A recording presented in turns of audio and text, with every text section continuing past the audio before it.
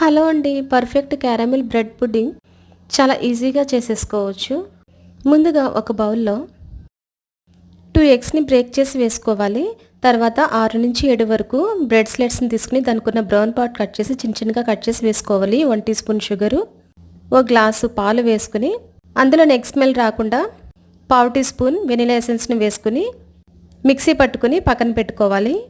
తర్వాత క్యారమిల్ కోసం 1/4 కప్పు షుగర్ని తీసుకుని పెనం మీద స్ప్రెడ్ చేసుకుని లైట్ కలర్ చేంజ్ అయిన తర్వాత మాత్రమే స్పూన్ పెట్టి కదుపుతూ ఉంటే ఈ విధంగా చూపిస్తున్నట్టుగా క్యారమిల్ రెడీ అవుతుంది.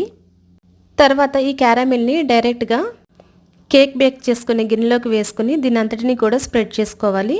తర్వాత మిక్సీ పట్టుకున్న బ్యాటర్ను స్ట్రెయినర్తో ఇలా వడగట్టుకుని కేక్ గిన్నెలోకి వేసుకుని తర్వాత అల్యూమినియం పేపర్తో ఇలా కవర్ చేసుకుని మందపాటి గిన్నెలో అడుగు భాగం వరకు వాటర్ వేసుకుని ఇలా స్టీమ్ చేసుకోవాలి. మ్యాక్సిమం 25 to 30 మినిట్స్లో కుక్ అయిపోతుందండి. తర్వాత నైఫ్ పెట్టి చూస్తే క్లీన్గా వస్తే కుక్ అయినట్టు.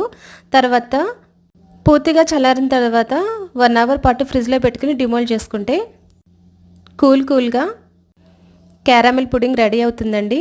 చాలా బాగుంటుంది. ఒకసారి ట్రై చేసి చూడండి. వేడిగా కంటే కూల్గా ఫ్రిడ్జ్లో పెట్టుకుని తీసుకుంటే చాలా బాగుంటుంది. Thanks for watching. చూసిన తర్వాత ఒక లైక్ ఇవ్వండి. Please subscribe my channel.